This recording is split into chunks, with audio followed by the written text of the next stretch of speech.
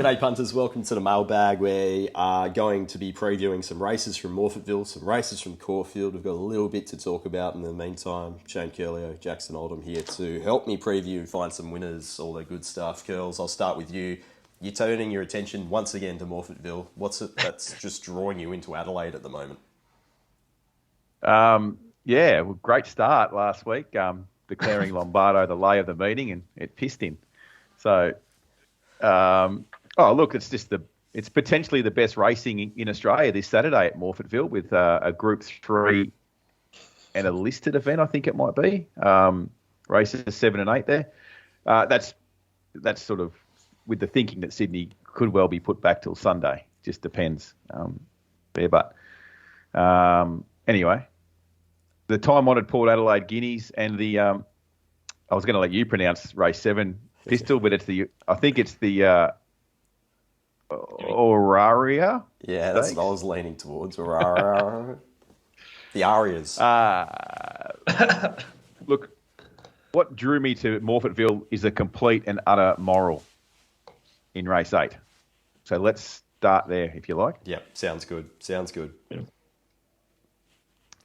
A horse that I think the Jacks subscribers will know this one, Daisies. Yep. Race 8. That's us. Just I'm happy for you both to tell me how it gets beat, apart from bad luck. It just looks a complete moral. Sort of expected this to start like $1.80, $1.85. What else can I say? It brings the best form.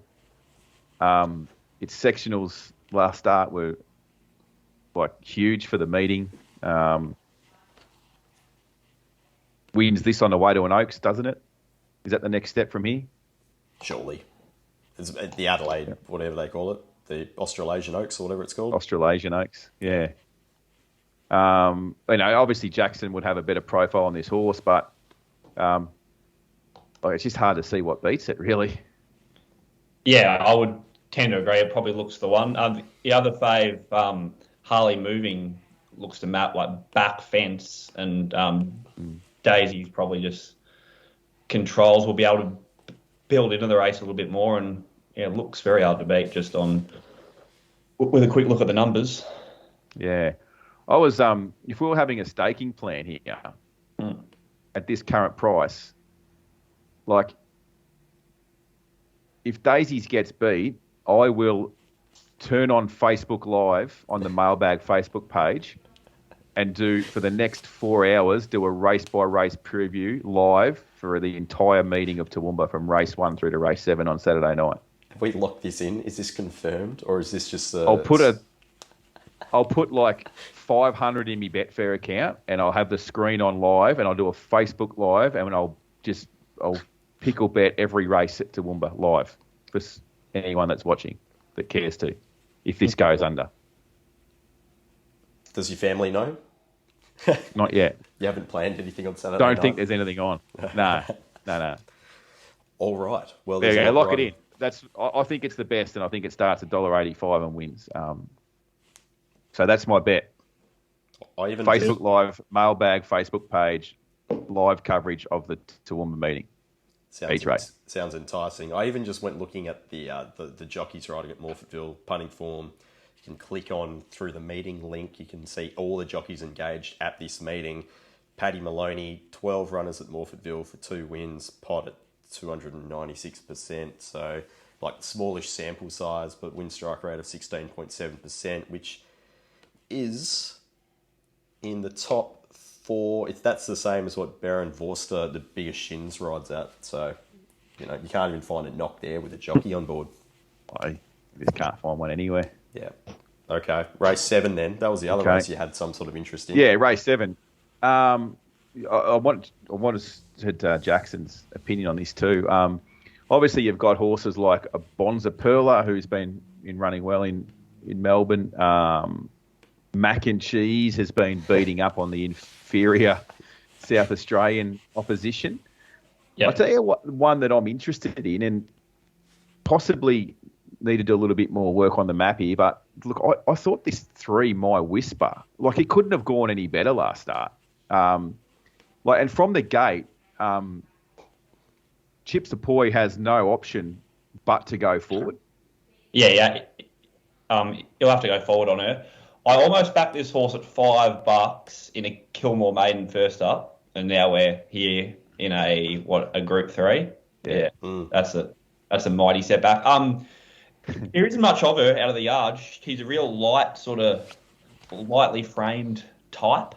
So, sort of deeper in a prep, 1,800 metres would be sort of a slight knock. But on the numbers and on the form, she looks mighty hard to beat, especially with the advantage in the map over a couple of others. Particularly if she can find that spot on speed, and she'll be in front. And obviously the way she finished off last start, her class 200 was, I think, fastest for the meeting. It was. Looking at the punting form data. So if it's able to, it says to me it's going to run that trip. One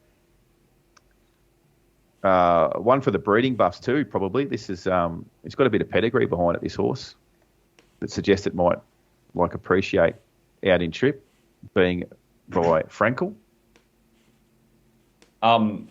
A horse I do have an opinion on from over here that was unsuited last start of the Valley was always on my mind. Probably sort of gets back again and doesn't get a great map, but I think the horse has plenty of ability. We backed it at Pakenham on debut when it wasn't entitled to win and well backed, and then was good behind Punting, and then was unsuited last start of the Valley. So at the price, Paddy Maloney, it's a horse with ability. And last start was beaten by Daisies. Yeah, Bonza Perla comes through the Daisies race where it ran second, and I think Mac and Cheese just maps the worst out of all of these. It'll be giving Bonza Perla a head start probably. The only little question I had at Bonza Perla was up to 1,800 blinkers off to help it sort of settle maybe and relax a little better and to get the trip, and that's why I sort of went the other way with my Whisper, who I thought might be able to go forward and get that nice run on speed, a fair few lengths in front of its main dangers. Yeah, Bonza Perla's last 200 at both her last two starts, but especially 2 starts ago behind Atotsu, sort of don't lean like 1,800 metres will suit. I think 1,400 to 1,600 metres would be more her go. All right, that's lovely. Excellent. Found a couple there in Adelaide then. I completely agree with my Whisper. It's what I would term an auto bet off the data. So for those getting the captain's picks, that'll probably feature prominently as long as there's some sort of resemblance of a price there come Saturday morning. So, all right, couple in Adelaide. Shall we move across to Caulfield, Jacko? You wanted race 3 and race 7 to preview. Yeah, we'll start with race 3, hey? We backed this Mar Eustace runner, Oceans Gen last start. Kind of missed the start. And just never had clear room with the big weight to sort of build any momentum. Did run the fastest last 200 of the race still. I thought it was a bit of a hidden run. I thought she was really, really good. Gets the barrier blanket first time. Hopefully she doesn't miss a start, and she should be coffin, I thought, from gate 1. I thought 480 was a big price. Outside of her, Blackcomb's I just saw in Adelaide. So I'm not sure where they go, but I thought 1,600 to 1,600, I would have preferred to see her up in trip. I didn't like off a slow speed there at Pakenham. I didn't like her. Oceans Gen has the SP over Comica. Welsh Legends trials was sort of just fair. So I thought at 480, Oceans Gen was the best of the meeting. Wow. Okay. Comica lead Oceans Gen coffin. Yeah, that was what I thought. Maybe Vandiano OSL. Yeah, which she could be the other overs in the race, the Moody down the bottom. We backed it off a good trial at Sandown first up and blew and was just never in the race. And then I thought hit the line pretty good last start. Up in trip's going to be a positive. So I thought she could be the other overs, but Oceans Gen was the horse I was keen on. Okay. And then race 7 on the card is a 1,400 metre race. It is, as my computer's just frozen. Beautiful. No, mine's Here we doing the go. same thing. In more of a interesting race to talk about, I thought, rather than me declaring one. The Nick Ryan Bella Savoie was resuming off a big break, and I was a bit taken by how it was there to win at Sandown, despite the drift. I really liked its late splits. And then you've got the Arctica, who has the really strong SP in the Group 2 CUNY, pulled up with the harder regulation. And then we've got Black Caviar 2.0 here, Botany, who was backed as if unbeatable at Bairnsdale. Carleen almost fell off 3 times, and it still won. Yeah. The map you would assume is horrible from 12, but it has a lot of ability. So, Bella Savoie is sort of the overs on my prices, but it looks a deep race for an off-season now, sort of Caulfield 1400. Okay, so it's one of those where you're not necessarily going to be taking an early price, want to see them parade and that sort of thing, or are you wanting to try and snip some of that early NBL stuff? Yeah, I'll probably just wait and see. I just thought it was a really interesting race. Even a horse like, hang on, where is it? It's gone. Yeah, I just thought it was a really interesting race, and I'll be interested to see what the market does with the 2 Mar Eustace horses and the Nick Ryan horse, and of course Black Caviar 2.0. Yeah, yeah. Would have had the nose roll on, wouldn't it, on debut? I think it did. Yeah, I remember watching it. Yeah. I'm pretty sure it did have the nose roll on. Yeah, so I want to know what the stats are for Tom Magnier owned, Peter Moody trained, Carleen Heffel ridden horses. They'd be 1 from 1, wouldn't they? You'd have to, yeah, you would have to assume so. And she keeps the ride here, which I thought was fascinating. Yeah. It's it was $11. If you weren't watching Bairnsdale on a Sunday, which you probably weren't. I watched the race live. Yeah. You did? Yeah, I did. Yeah. It was incredible. It was. It was incredible. But anyway, Yeah. I'm just looking at the figures. It obviously broke the class benchmark, which is something that I always look for, especially at those provincial meets. It's difficult without knowing the ins and outs of what Bairnsdale data typically looks like, but give me a moment. The class breakdown. So I in-break the class from the until the 200, and then last 200 is 3.3 lengths above the class. And she was probably only out at the 75 as well, so probably at tapping extra length and a half. Yeah.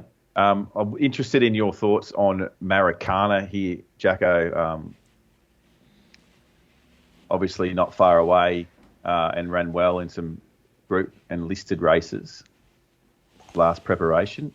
Second up, obviously Anavisto looks like a horse that's probably going to go, maybe Queensland win a carnival type horse, and this Maracana here gets the blinkers first time. Yeah, it was just a poke around there at Flemington. I like the way he sort of improved, and her work through the line was really good. 33 days would be the slight grey up, but blinkers on, if she can be a bit closer in the run, definitely a chance as well. Yeah, I just thought one at double figures probably looked a little bit like outside of there's a little bit of hype around the 3, I suppose, as well, isn't there? Although it couldn't have done much more when it won. It was huge. Especially, as you said, off 380 days or whatever it was. Yeah, it was massive. So, if there was a horse I was back early, it would be that. But I'll probably just wait for the yard. I just thought it was, in a meeting where there's a lot of races without interest, that was a race where I was quite interested. Yeah, that's a real tricky race. I'm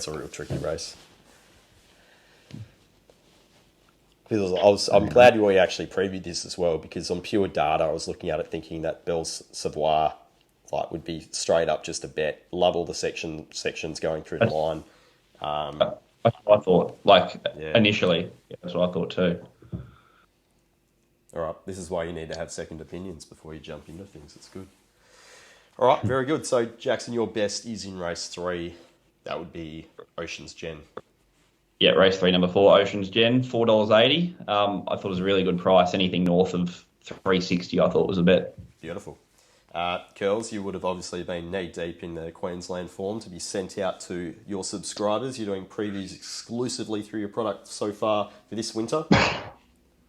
Yeah, for now until the end of the Winter Carnival, which takes us through the end of June. I did some really, really good previewing for the Ipswich meeting, and it made a complete ass of me. So, like, it's worth the entry fee just for that. We have had a bet. There's one horse in Brisbane I'll just quickly touch on, Pistol, because I think he's a Winter Carnival horse, and I think he will display that ability this Saturday, race 7, numbers 9, Go Wanji, against a horse. It's a massive field of 20 odd. 19 of them have reached their peak at benchmark 72 Saturday grade. Go Wanji's a much better horse than that, and I think it'll win on its way to bigger and better things. And so I'll be sending a full race by race meeting preview this afternoon for subscribers, and they get that every Thursday. And then I'll be betting around Dolby and wherever else we are today and Saturday afternoon, and then hopefully Daisy's win, so I don't have to do the Facebook Live race by race from Toowoomba if it gets beat. Huge week. And I suppose it's the same everywhere in every state around the school holidays / Easter time. There's just like wall-to-wall meetings everywhere you look. Yeah, indeed. Over the coming weeks. The WA Derby this Saturday at Ascot, which looks like a 2-horse race on paper, and then Geraldton Cup on Sunday. So it's a few bits and pieces I'll have to get my head around for this weekend. So should be good fun. Hopefully we can find a couple at Geraldton. Haven't been betting there of late, but I'll be doing the form in full for Sunday. So, all right, guys, very good. We'll catch up on Monday and review it all. Bit of deep dive action. Look forward to it. Go well, boys.